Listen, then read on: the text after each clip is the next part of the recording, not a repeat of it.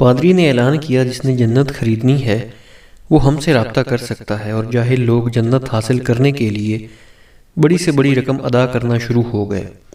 ایسے میں ایک عقل مند شخص نے جہالت کا شکار ان لوگوں کو اس احمقانہ کام سے روکنے کے لیے ہر ممکن کوشش کی، لیکن سب بے سود۔ آخر ایک دن اس کے ذہن میں ایک ترکیب آئی۔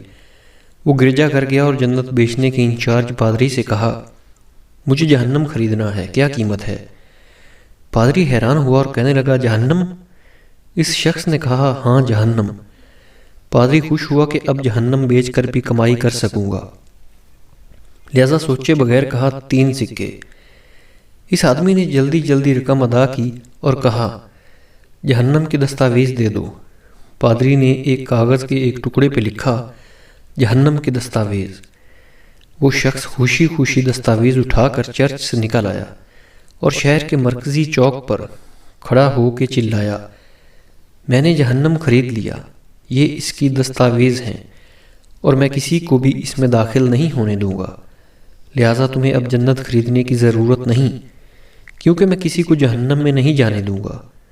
یہ شخص تھا سقراط، جس نے اپنے اس اقدام سے لوگوں کی لا علمی کی وجہ سے کی جانے والی حماقت سے نجات دلائی۔